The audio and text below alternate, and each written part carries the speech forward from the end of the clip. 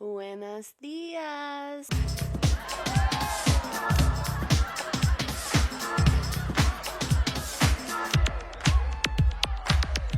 Joyful, joyful Lord, we adore thee. God of glory, Lord of love. Hearts unfold like flowers before thee. I really still don't understand what happened. Hola amigos, buenos días. So I'm doing all of these videos one by one on the same day, just because I have children and it's really hard to get a moment without the crying and the booyah. So this next topic is something that's fueled my faith all these years. So when I was 19, so this is a miracle. This is a physical miracle that happened to me that is impossible to happen in real life, without God, obviously. When I was 19, I went to, sort of like a holiday, like an overnight stay in a cabin with friends. And the next day they went to the beach. Now, I am white, super white, and I go lobster red in the sun. It's the new colour for summer. But I did not have anything. I did not have sunscreen. I did not have long clothes to cover myself. Didn't have a hat. Didn't have swimmers. Didn't have anything. The beach was far, far away from the bus, the train, or any sort of transport to get home. I was stuck there, and this is an hour and a half, 2 hours away from home.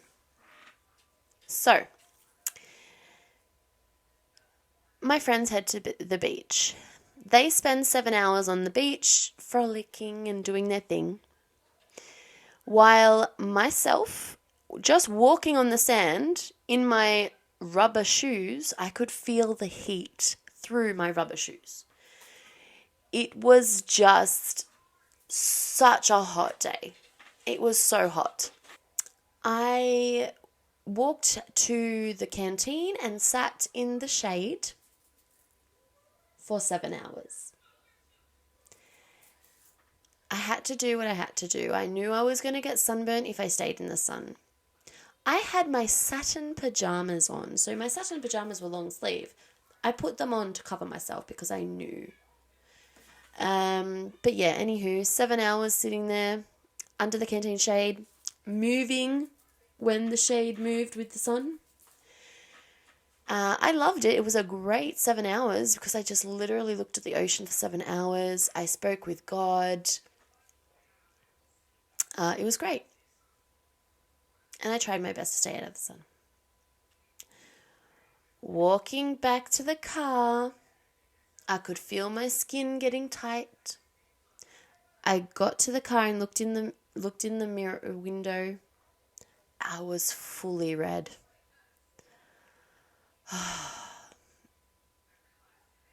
I was in the car and I looked in the mirror, and on the way home I could start to see little blisters popping up on my chin.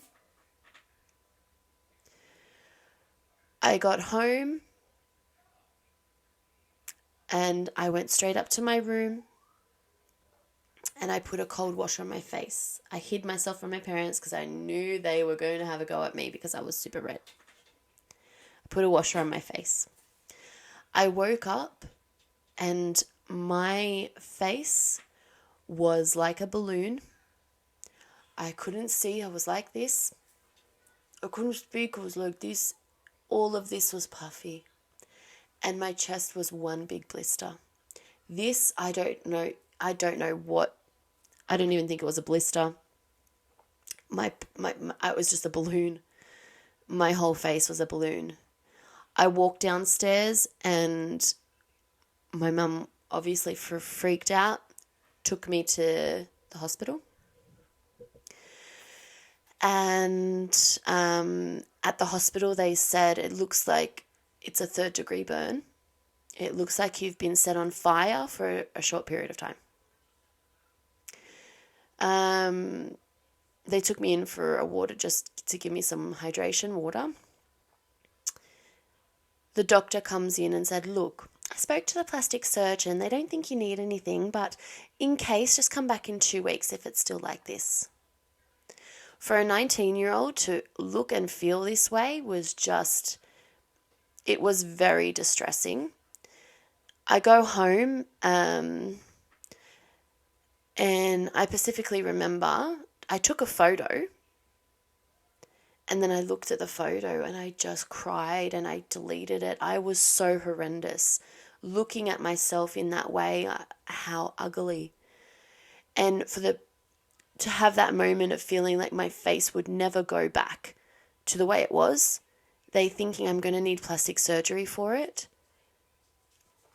As a 19-year-old, it's just like I want to go out and dance with my friends. And I said to God in the mirror, I spoke with him for half an hour in the mirror. And I said, Lord, if I am going to be like this, please, I need to go live in the forest away from people. I don't want to look like this. I've already had enough. Prior to that, since I was very young, I've had bullying throughout my whole childhood.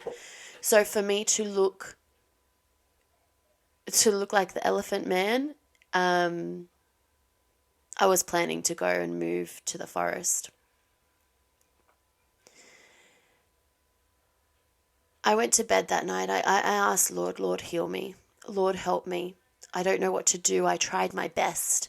I covered myself in satin pajamas in front of my friends. I sat in the shade for 7 hours while my friends had fun. I didn't go and have fun and enjoy myself. I took the precautions I could in the situation that I could. Lord, please help me. I went to bed that night, and in 8 hours, I woke up. I woke up in 8 hours, and I went to the mirror in the bathroom, and I couldn't believe my eyes. My skin was pink. I had brand new pink skin. From an elephant man to brand new pink skin in 8 hours. I was like, what? I went to my bed thinking the blisters had popped and there'd be liquid all over my bed, or the skin had come off and it was peeled off. I had dark red sheets, so either of those I would have seen. There was nothing on my bed. There was no dead skin. There was no liquid from the popping of the blisters, even from my chest. 8 hours. I went downstairs. My mum couldn't believe her eyes. From that moment, I was like, oh, maybe I'm going to peel later.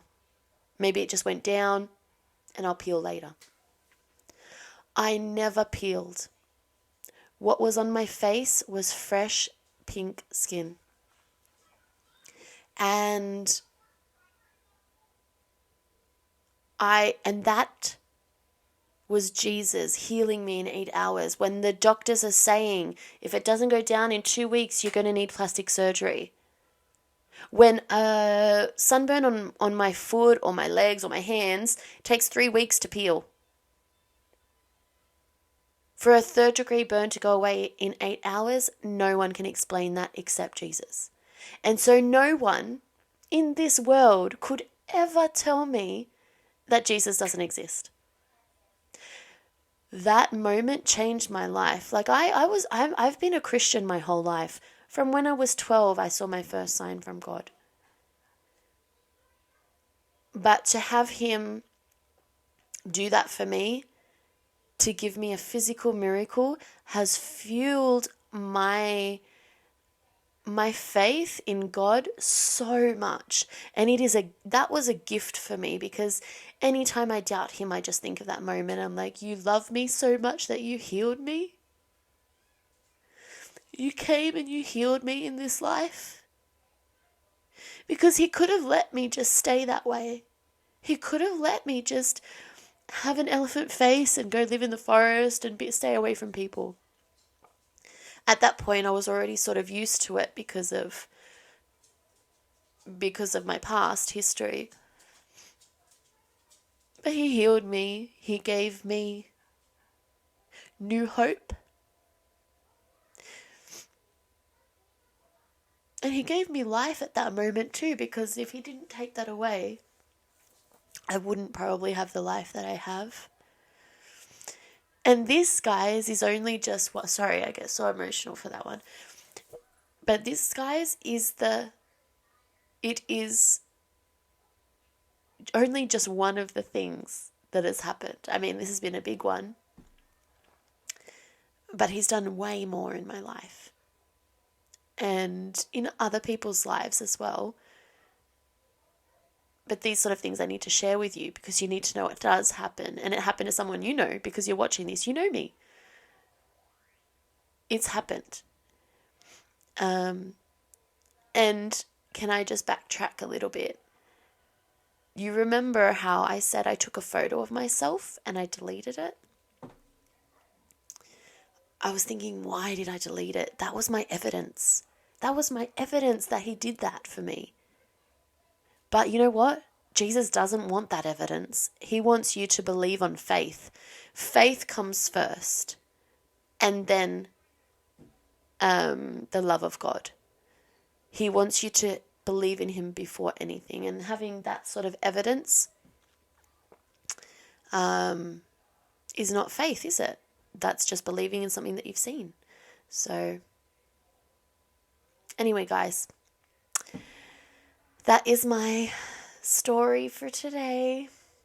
If you've had a physical miracle happen, because we've all had different sort of miracles happen, but if you've had a physical miracle happen that's virtually impossible for today's doctors, today's world, please contact me because I'd love to get the story and we'd love to share the story. So thank you so much for watching, guys, and check out the next video.